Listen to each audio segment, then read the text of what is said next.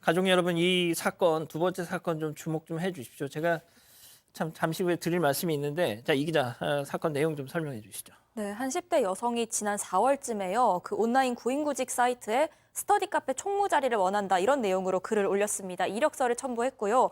이 여성이 재수생이었습니다. 그래서 아마도 집안의 어떤 부담을 덜어주기 위해서 용돈을 벌어쓰려는 그런 목적이었던 것으로 보입니다.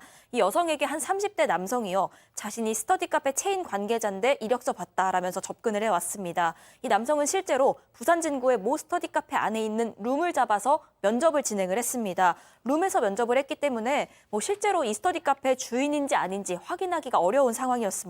그런데 면접 보던 이 남성 갑자기 여성에게 제안을 하나 하기 시작합니다. 자, 어떤 제안이었는지 피해자분의 유족이 되셨죠. 유족의 얘기 직접 들어보시죠. 예, 이제 스터디 카페에 이제 면접을 보면서 거기서 이제 우리가 요거 말고도 여러 가지 사업을 하고 있다. 뭐 그냥 커피방이라고 아느냐. 네. 그냥 그 사람들하고 커피만 마시면서 얘기만 몇 마디 나눠도 돈을 편하게 벌 수 있다. 바로 옆인데 가보자 이래가지고 건물로 끌고 간 걸로 알고 있어요.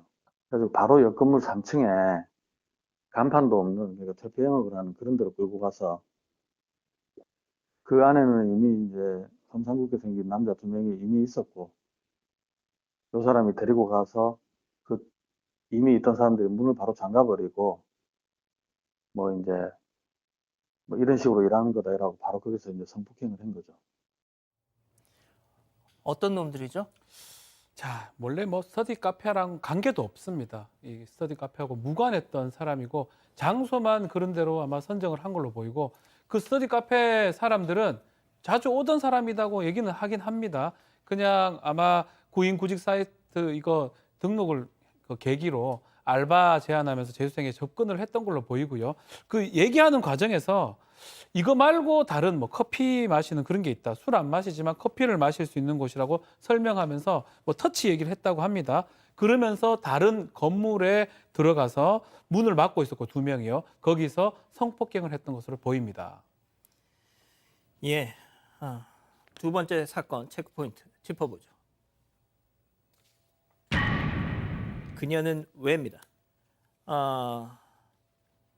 사건 벌어지고 나서 더 비극적인 일이 벌어졌습니다.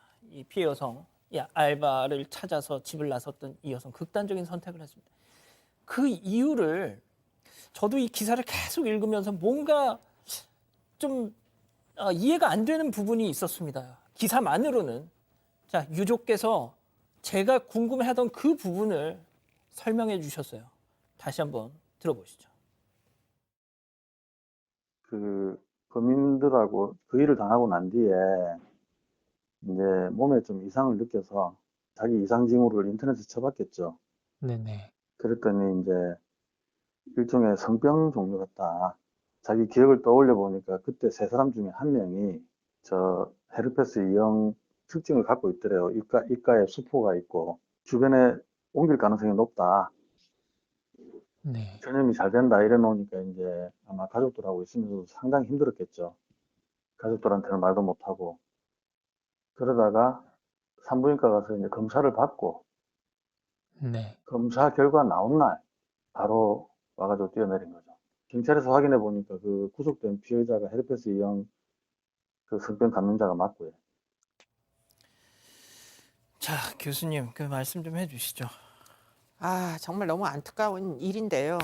제가 먼저 드리고자 하는 말씀은 이게 헤르페스 E형이라도 사실 항생제로 어느 정도는 컨트롤이 됩니다. 이게 뭐 지금 너무 이 험악하게 알려져 있어서 그렇지 이걸로 뭐 여자들이 목숨을 잃거나 하는 일은 아니에요. 그렇기 때문에 이 질병이라는 것에 뭐 너무 이 그 두려움을 가질 필요는 없다. 이게 사실은 혹시라도 너무 이 경험이 없으신 분들이 이것 때문에 이런 극단적인 선택을 할까 봐 제가 드리는 말씀인데 질병은 고치면 됩니다. 근데 문제는 뭐냐면 이게 성폭력 피해로 인한 그 황망함이 이게 결국에는 이런 선택을 하게 만든 거 아니냐. 전 개인적으로 그렇게 생각을 해요. 왜냐하면 이 사람 아마 자책했을 겁니다. 자기 발로 결국 자기가 위험에 스스로를 노출시킨 거잖아요. 그러다 보니까 그런 이제 지금까지 자기가 세상을 믿어온 이 모든 믿음이 무너져서 결국 이런 선택을 하기에 이른 게 아니냐 하는 그런 생각이 들고요. 뭐 이런 아르바이트 굉장히 위험합니다. 저 오늘 이상한 문자를 받았어요. 문자 보이스피싱 같은데 그 안에 1시간에 10만 원이다. 이렇게 하는 문자가 오더라고요. 지금 보이스피싱이 진화가 많이 돼서 아마 휴대폰으로 이제 남녀는 최소한 구분할 수가 있으니까 그렇게 이제 여성들에게는 그런 문자가 갈 수도 있습니다. 그런데 시간당 10만 원이라는 아르바이트가 있을까요? 그게 사실은 그런 종류의 아르바이트 자체가 실존하지 않는다. 굉장히 위험한 일이다라는 걸 좀 모든 여성들이 같이 경계심을 가지고 그런 정보에는 현혹이 안 되셨으면 좋겠습니다. 자, 유족들이 전해주신 내용 중에 더 안타까운 사연도 있었죠. 네, 이 숨진 피해자가 초등학교 또 중학교 시절에 학원도 다니지 않으면서 전교 회장도 하고 또 전교 1등도 했던 굉장히 성실한 인물이라고 전했습니다. 또 건축사가 되는 걸 꿈꿨다고 하고요. 원하는 대학에 가기 위해서 재수를 결심했던 건데 집에 미안한 마음이 들었던 것 같다고 전했습니다. 그래서 조금이라도 좀 돈을 보태고자 이렇게 구인구직 사이트에 알바 구한다 이런 글을 올렸던 것뿐이었다 이렇게 얘기했습니다. 자, 보세요. 이런 짓을 저지른 놈인데 저희는 이자의 지금 이름은커녕 30대 남성이라고만 얘기하고 있습니다. 지금 이게 이해가 되십니까? 자, 아마 이자의 주변 분들은 얘 걔네라고 하실 거예요. 제발 저희한테 연락 좀 주세요. 저 이자의 신상에 대해서 진짜 알고 싶고 저희한테 연락 주시면 공개하겠습니다. 저는 진짜 이거를 2012년 충남 서산 피자집 그 알바생 그 사건 기억하십니까?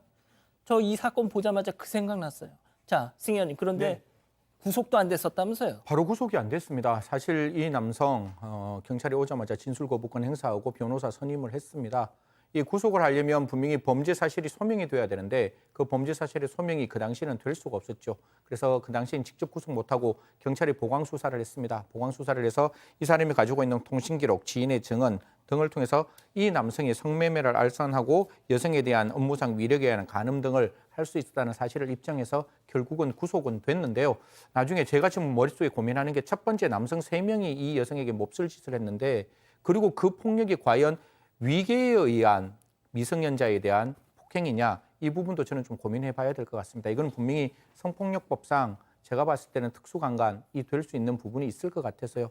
이 부분도 경찰이 조금 더 보강 수사를 했으면 좋겠다는 말씀 드리겠습니다. 다시 한번 말씀드립니다. 이자들에 대해서 뭔가 조금이라도 아시는 분들, 친구, 지인, 뭐가 됐든 저희한테 제발 좀 연락 좀 주세요. 진짜 아니 30대 남성이 뭡니까? 이 짓을 한 인간을 두고 경찰에서는 지금 뭐 구체적인 내용에 대해서 확인도 안 해주고 있어요. 저희가 취재를 해봤는데 자, 박 변호사님. 예, 구속인데 범죄가 지금 여러 가지입니다. 뭐 지금 말했듯이 위력에 의한 간음죄라든지 청소년, 아동 청소년 성보에 관한 법률 위반, 성매매법 위반, 또 직업안정법 위반도 있고요. 공범으로 보이는 이런 어떤 이른바 키스방이라 하죠. 키스방 운영하고 있는 이 2명도 직업안정법 위반으로 지금 불구속 입건이 된 상황인데 아마 여러 가지 범죄들이 있을 것 같아요. 여러 가지 범죄들이 있으면 지금 진행자 얘기한 것처럼 누군지 알아야지 뭐 제보를 받고 할 거니까 이거 지금 드러난 거면 이거지 여러 가지 범죄들하고 연관성이 있는 것들 좀 확인해 봐야 될 것 같습니다. 아까 말씀드렸던 2012년 충남 서산 피자집 알바생 극단적 선택 사건 상당히 유사한 패턴의 이 사건 그 안 머시기 그 7년 받았습니다. 지금 2019년에 이미 출소했어요. 자, 그러면 말이죠. 자, 교수님. 이것도 어떻게 하느냐? 이것도 어떻게 하느냐? 이 와중에다 대고 이 뭐 무죄 추정의 원칙, 이 피의자의 인권도 있으니까 저는 이제 그런 소리만 들으면요. 정말 방송이 아니라 방송 뭐를 하다가도 막 제가 흥분을 주체를 못 하겠어요, 진짜. 예? 근데 이게 지금 우리나라의 이제 미성년자에 대한 성폭력이잖아요. 그렇기 때문에 이게 지금 너무 처벌 수위가 너무 낮은 거 아닌가. 처벌 수위가 낮은 이유는 우리나라는 성매매에 대한 어떤 징벌적 태도가 전반적으로 형성돼 있지 않다. 돈을 주고 사고 팔고. 근데 잠깐만 생각해 보세요. 미성년자고 세상 경험이 없으면 지금 이런 종류의 제한이 사실 성매매와 연관성이 있을 거라는 걸 쉽게 추정하기는 어렵습니다. 그렇기 때문에 어떻게 보면은 사람을 몸뚱아리를 사고 파는 어떻게 보면 알선이에요. 그러면 이거는 외국처럼 좀 이건 인신매매나 조금 더 엄격하게 규정을 해야 되는 법률이 따로 존재해야 되는 거 아닌가. 법률이 굳이 필요 없다면 죄명이라도 뭐 미성년자 성착취라던가 이런 식으로 좀 죄명이라도 뭔가 하나를 신설을 하더라도 어쨌든 엄벌해야 되는 거 아닌가. 뭐 성매매, 뭐 어른들끼리 어쩔 수 없다고 칩시다. 그러면 미성년자라도 보호해야 되는 건 아닌가요? 그렇기 때문에 지금 이렇게 뭐 아르바이트 뭐 운운하면서 지금 아이들을 사고 팔게 만드는 모든 자들에게 엄벌하는 그런 나라가 되면 어떨까? 그렇게 됐으면 좋겠다. 희망을 가져봅니다. 자, 유족들도 지금 하시는 말씀이 다른 피해자가 분명 있을 것이고 똑같은 피해를 당했을 것이다. 지금 걱정하고 계세요. 공론화하시겠다고 했습니다. 그래서 저희한테 저런 말씀들 해주신 거예요. 자, 다시 한번 말씀드릴게요. 이자들 3명입니다. 알고 계실 거예요, 주변에서는. 저희한테 제보 주세요. 꼭 좀 주세요. 자, 정리하고요. 다음 사건 이어갑니다. 가족 여러분, 잊지 마시고 구독과 좋아요, 알림 설정 여기.